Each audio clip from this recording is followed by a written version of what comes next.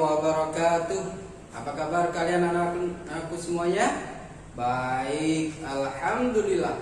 Luar biasa, Allahu Akbar. Anak-anakku yang soleh dan solehah, hari ini kita masih belajar tema 4, subtema 4, pembelajaran yang kelima dan 6. Nah, untuk pembelajaran 5 dan 6 ini khususnya muatan bahasa Indonesia, kita masih belajar tentang memahami isi teks bacaan dan juga memahami makna kosakata dalam sebuah bacaan atau teks. Sekarang perhatikan ke layar yang ada di belakang panggung. Perlunya menjaga kebersihan taman kota. Taman kota banyak manfaatnya bagi warga. Taman kota dapat menjadi tempat bermain dan berkumpul dengan anggota keluarga. Taman kota juga bisa dijadikan tempat rekreasi. Bunga-bunga yang indah menjadi pemandangan yang indah. Udara juga menjadi bersih. Kita semua membutuhkan taman kota. Nah, anak-anak, isi teks bacaan dari paragraf yang pertama ini yaitu manfaat taman kota. Di antara manfaat taman kota adalah tadi disampaikan bahwa menjadi tempat bermain dan rekreasi keluarga. Nah, ya. Kemudian taman kota juga karena dia banyak tumbuhan, banyak tanaman hingga dapat menghilangkan kejenuhan, ya, dapat mencari pemandangan-pemandangan yang indah di taman kota. Itu udah isi dari teks bacaan paragraf pertama. Sekarang kita lanjut ke paragraf berikutnya. Kebersihan taman kota harus selalu dijaga. Sampah tidak boleh ada yang berserakan. Sampah harus dibuang ke tempat sampah. Kita tidak harus menunggu petugas kebersihan untuk membersihkannya. Jika diperlukan, sewaktu-waktu kita harus melakukan kerja bakti. Tanaman yang di sekitar taman kota juga harus dijaga. Tanaman jangan dirusak ataupun diinjak dengan sengaja. Tanaman bisa layu dan mati. Sikap peduli lingkungan harus ditanamkan. Nah, kalau tadi kita bicara masalah manfaat taman kota, sekarang bagaimana caranya menjaga taman kota? Nah, di antaranya tadi disampaikan bahwa kita harus peduli kebersihan, menjaga kebersihan. Kalau kita melihat sampah yang berserakan di taman kota, segera ambil, ya. Jangan menunggu petugas kebersihan datang, ya. Kita sadar bahwa kita harus menjaga kebersihan dan kebersihan adalah milik kita semuanya. Petugas bukan hanya petugas kebersihan, tapi kita juga harus peduli kebersihan. Yang selanjutnya adalah kalau misalkan sudah kotor segala macam, kita diperlukan kerja bakti, kita kerja bakti, ya, untuk menjaga kebersihan taman kota. Nah, selanjutnya di taman itu kan banyak tanaman, ya, banyak bunga-bunga segala macam. Ingat, jangan sampai dirusak ataupun diinjak. Karena tanaman yang ada di taman kota, rumput, terus tanaman kecil-kecil itu, kalau kita injak, dirusak, nanti dia akan layu, sehingga taman kota tidak akan menjadi indah lagi. Nah, selanjutnya teks berikutnya adalah flora dan fauna lestari, manusia akan sehat. Nah, ini adalah judul teks bacaan berikutnya. Kelestarian flora dan fauna wajib kita jaga. Hal ini dilakukan agar flora dan fauna di sekitar kita tidak rusak dan punah. Jika flora dan fauna rusak dan punah, kehidupan manusia pun ikut terganggu. Misalnya, kebakaran hutan sangat mengganggu kehidupan kita. Kesehatan manusia sangat terganggu karena banyak asap. Bahkan banyak juga yang menyebabkan kematian. Nah, flora dan fauna lestari. Flora itu apa? Flora adalah tumbuhan atau tanaman yang ada di sekitar kita.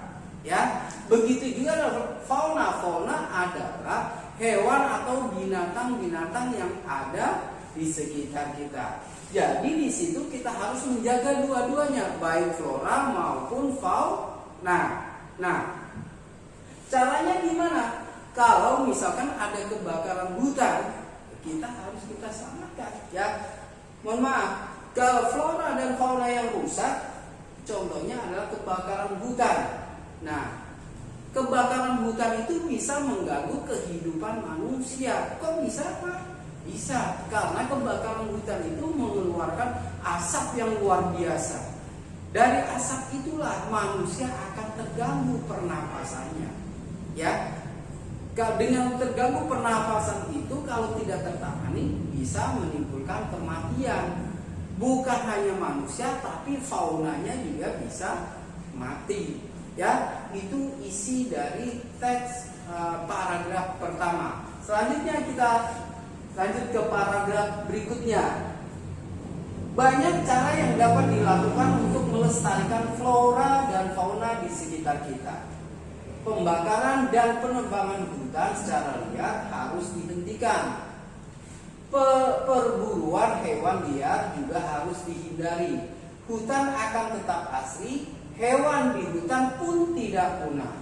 Dengan demikian, kehidupan dan kesehatan manusia pun tidak terganggu. Nah, di paragraf yang ini isinya adalah cara cara menjaga kelestarian flora dan fauna. Caranya seperti apa? Satu, tadi kita harus menghentikan pembakaran dan penebangan hutan.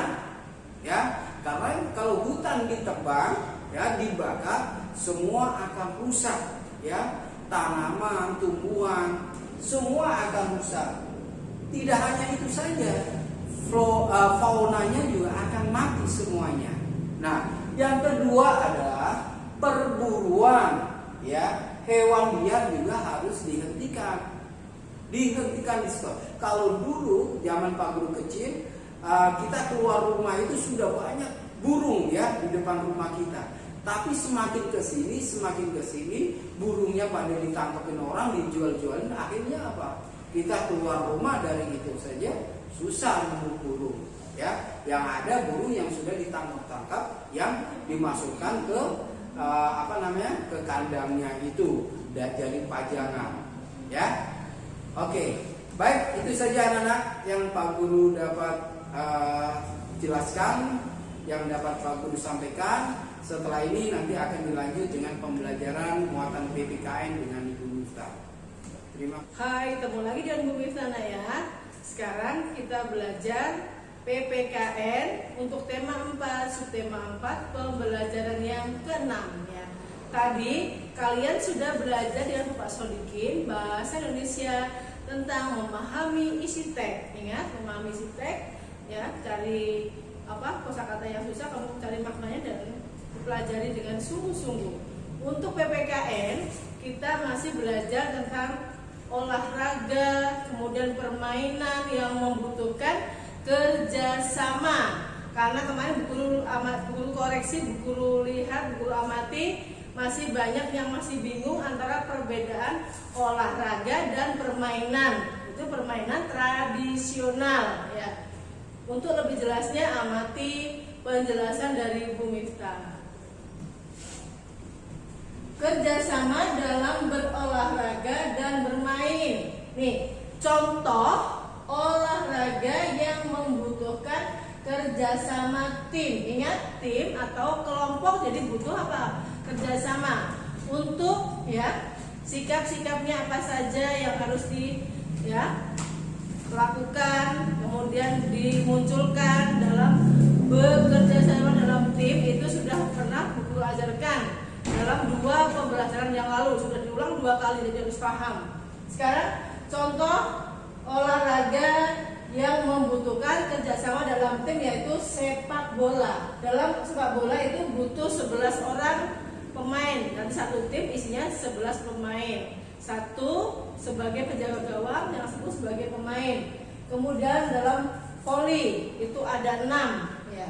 Kemudian dayung ya, nanti tergantung timnya berapa. Kemudian casting ya, ada rounders yang sudah pernah kita pelajari. Kemudian bulu tangkis ya. Ini kemarin banyak yang masih belum bisa membedakan antara tim dengan perorangan ya. Kalau bulu tangkis atau badminton, kalau kamu tulis tanpa ada kata ganda, berarti dia tunggal sendiri, bukan tim. Yang kita berikan sekarang tim ya. Jadi harus tambahkan kata ganda atau beregu.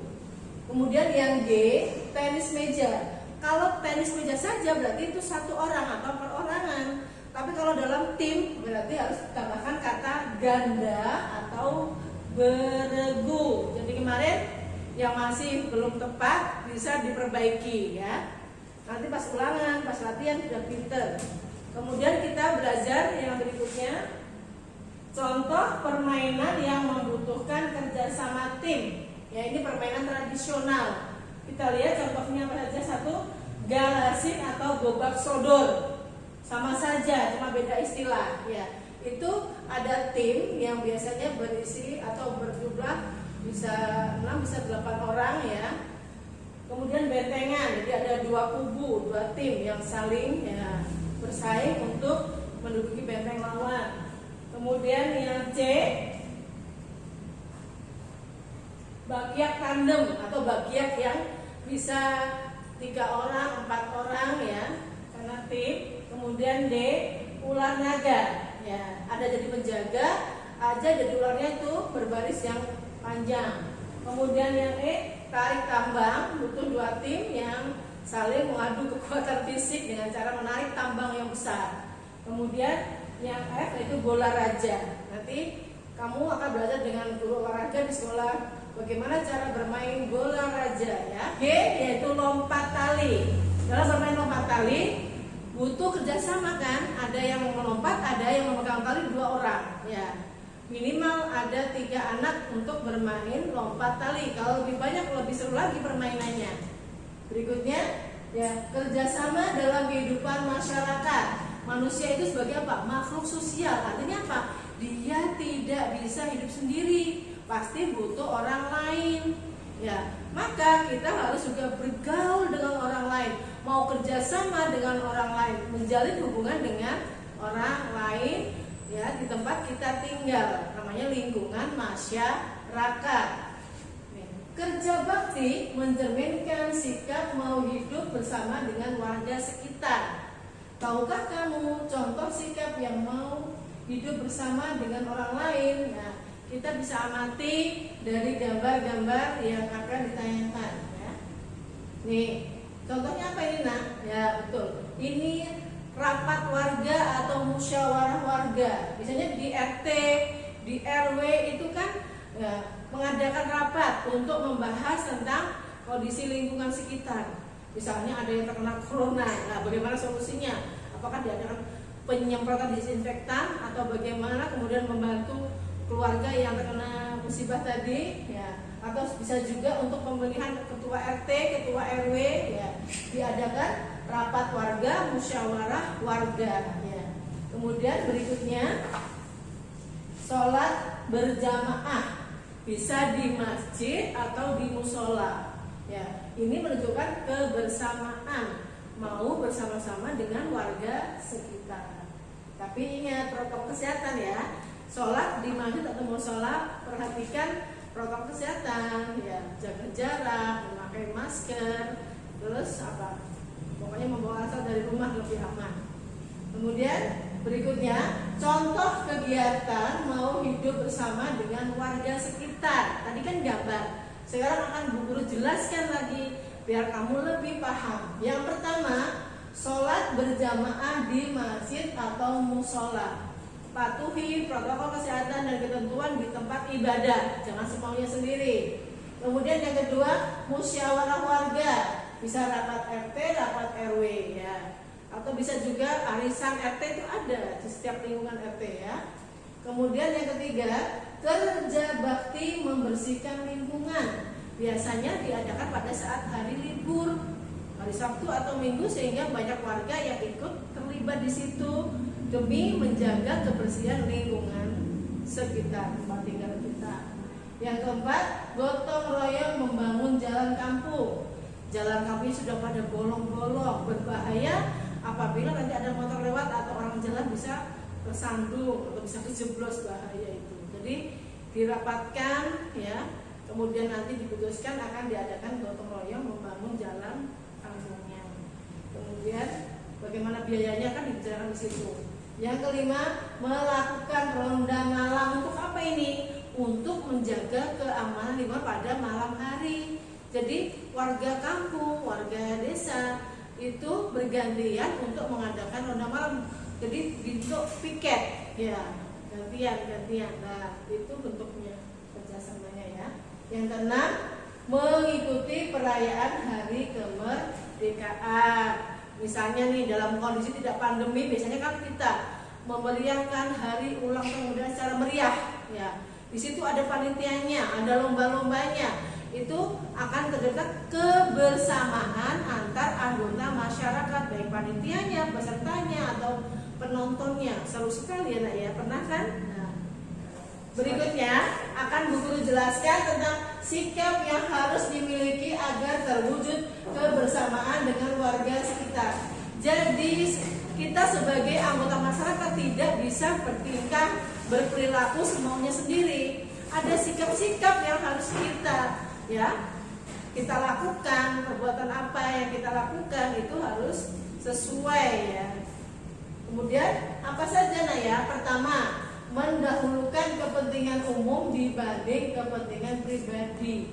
Jadi mendahulukan kepentingan orang banyak, bukan mementingkan diri sendiri. Pokoknya aku tidak boleh, tapi yang utama adalah kepentingan bersama ya. Kepentingan orang banyak. Yang kedua, mau saling menolong, saling membantu apabila ada tetangga, ada warga sekitar yang membutuhkan pertolongan atau bantuan dari kita. Kita bantu semampu kita ya. Yang ketiga, saling menghargai dan menghormati. Sudah kita pelajari bahwa setiap anggota masyarakat itu punya perbedaan banyak, apalagi di masyarakat. Perbedaan suku, perbedaan agama, bahasa, ya. Itu kita harus saling hormat, menghormati dan menghargai perbedaan. Kemudian yang keempat, tidak egois atau tidak memaksakan kehendaknya sendiri, tidak mau menang sendiri, ya. Yang kelima, bersikap sopan santun dan ramah tamah. Ini penting juga. Kita sebagai bangsa berbudaya, ya, sudah pernah kita pelajari bahwa kita adalah bangsa yang ramah tamah, menyapa orang lain, apalagi tetangga kita yang sudah kita kenal, kita menyapa. Kemudian bersikap sopan, ya, gunakan kata-kata yang sopan sebagai orang yang berpendidikan, ya.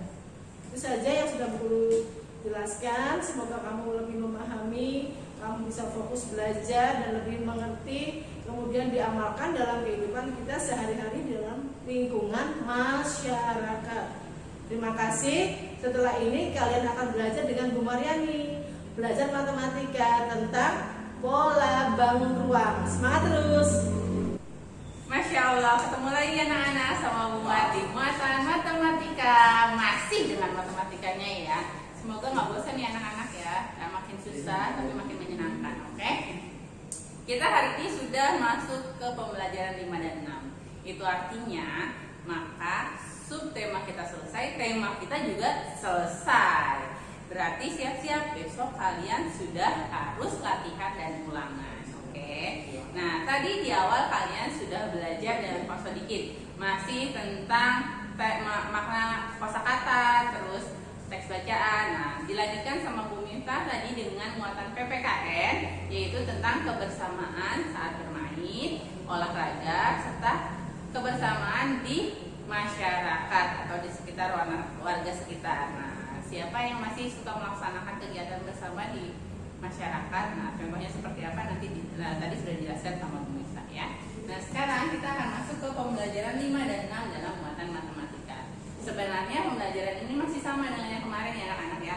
Kita akan membahas tentang pola bangun ruang sini. Nah, kalau kemarin kita sudah ada belajar prisma, limas, lalu balok, kubus. Nah, sekarang ada gambar baru nih, sebenarnya sudah pernah Bu Mar jelaskan ya.